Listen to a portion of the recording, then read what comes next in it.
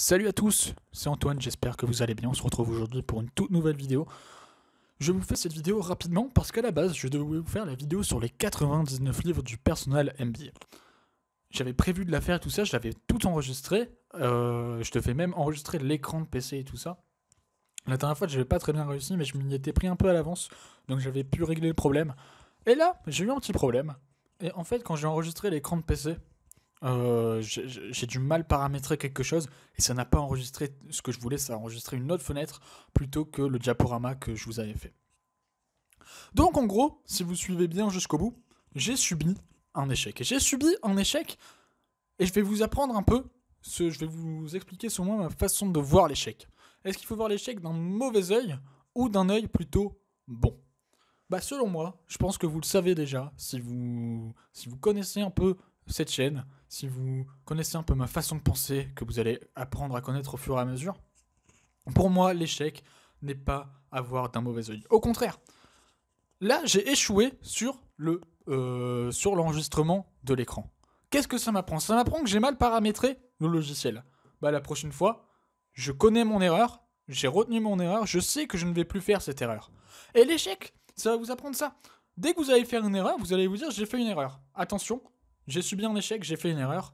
Donc, la prochaine fois, je vais me débrouiller pour que dans cette même situation, ou dans une situation tout à fait similaire, je ne reproduise pas cette même erreur, en prenant une autre décision, en vérifiant, en étant peut-être plus attentif. Donc l'échec, ça apprend énormément de choses. Je vous ferai une vidéo bien sûr beaucoup plus détaillée sur l'échec, qui est vraiment très très important à ne pas prendre vraiment d'un mauvais oeil. Si aujourd'hui, j'aborde une fille dans la rue pour la draguer, je ne le fais pas, il y a le confinement, bien sûr, je reste cloîtré chez moi, mais si, par tout hasard, quand le confinement sera fini, je croise une fille jolie, je vais aller la voir, je vais lui dire salut, excuse-moi, bam, je fais la phrase habituelle que je sors. D'ailleurs, je vous ferai des caméras cachées sur aborder des filles, vous allez voir, ça va être cool. Donc, je vais aller donc aborder cette fille, je vais lui demander son numéro de téléphone ou un moyen de la recontacter. Et bah imaginez, c'est ce qui arrive pour l'instant avec moi dans 99% des cas, elle me dit non.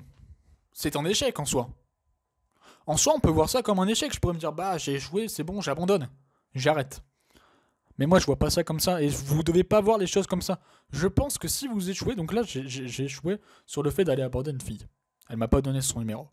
Bah, je vais essayer d'analyser ce qui n'a pas été. Qu'est-ce qui n'a pas été ? La phrase d'approche n'a pas été. Phrase d'approche peut-être trop cliché, trop clone de la drague, comme pourraient le dire les philogènes. Peut-être un manque de tchatch, manque de conversation, par exemple. Donc je connais ça, je sais ce que je dois améliorer. Je vais aller me renseigner sur internet ou regarder des vidéos YouTube ou lire des livres si j'ai des livres sur ça. Tu vois, bam, essayer de régler le problème pour que la prochaine fois que je vais retenter ma chance avec une autre fille que je vais aborder dans la rue, je puisse régler ce problème et avoir peut-être un peu plus de chance d'obtenir un numéro. Là, j'ai échoué à enregistrer la vidéo sur le PC. Je me suis dit, bon bah, j'ai échoué d'enregistrer la vidéo sur le PC.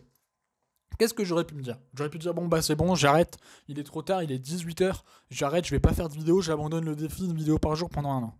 Mais non, non, c'est pas ça, j'échoue, je sais que la prochaine fois que je vais enregistrer cette vidéo sur le PC, je vais y arriver, mais je vais quand même faire une autre vidéo à côté pour expliquer la leçon que j'ai retenue de mon échec et pour dire que l'échec, surtout, n'est pas une fin en soi. L'échec, vraiment, prenez-le comme une leçon, comme un apprentissage que vous allez réutiliser pour mieux vous en sortir dans une même situation à l'avenir. J'espère que cette petite vidéo vous aura plu, c'est vraiment... Pardon, pour l'instant, c'est la vidéo la plus courte de la chaîne YouTube, elle fait 4 minutes pour l'instant à l'enregistrement. Je voulais quand même vous faire cette vidéo parce que je veux pas abandonner le défi, ça aurait été vraiment... J'aurais mal vécu cet échec, vraiment. Me dire que j'ai abandonné à cause d'une simple vidéo mal enregistrée, je me suis dit que je pouvais pas et que je devais forcément vous faire cette vidéo. Donc je vous fais cette vidéo, si elle vous a plu, n'hésitez pas à la partager, à la liker. Si vous avez des questions à poser en commentaire, posez-les. J'y répondrai le plus rapidement possible et je répondrai à tous les commentaires parce que pour l'instant il n'y a aucun commentaire. Donc si je reçois 2-3 commentaires, j'aurai le temps d'y répondre forcément. Et donc j'y répondrai le plus précisément possible si vous avez une question. Ou simplement n'hésitez pas à me faire savoir ce que je pourrais améliorer dans les vidéos, ça pourrait me faire super plaisir, ça pourrait m'aider à progresser également dans ma manière de vous proposer du contenu au jour le jour. Et n'hésite pas surtout à t'abonner pour ne louper aucune nouvelle vidéo du défi. Une vidéo par jour pendant 1 an, ça continue. Demain, vous aurez un petit concept que j'ai... C'est pas moi qui ai inventé ce concept, mais ça va être très régulier sur la chaîne. Sur la chaîne, il y aura une vidéo de ce concept par semaine. Et je pense que ça peut grandement intéresser chacun et chacune d'entre vous. Et donc vendredi prochain, on fera donc la vidéo sur les 99 livres du personnel MBA.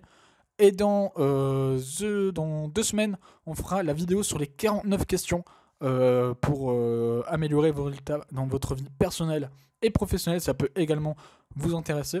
Comme ça, chaque vidéo du personnel MBA aura une semaine d'écart. Je pense que c'est peut-être un peu mieux pour vous. Et puis également, à la fin de la semaine prochaine, on fera la vidéo sur le bilan du NoFap. Parce que la semaine prochaine, et je pense que je vais tenir vraiment jusqu'au bout, là, je vois pas ce qui pourrait m'arrêter. Dans une semaine, dimanche prochain, ça fera normalement, je vais regarder bien la date, pardon, vous voyez mon doigt, mais c'est pour bien regarder la date, pardon. On est donc, ouais, on est le 22 mars, donc, comme je vous disais, ouais, c'est ça, la semaine prochaine, ça fait 1 mois, quasiment, que j'ai fait le NoFap. Je vous expliquerai qu'est-ce que c'est le NoFap, qu'est-ce que ça a changé dans ma vie. Et je vous ferai également une vidéo sur les dangers de la pornographie. Mais ça, c'est la semaine prochaine. J'espère que vous avez passé une agréable semaine. Je vous retrouve donc dès demain pour un nouveau concept de vidéo. À demain. Bonne journée, bonne soirée à tous. Bye.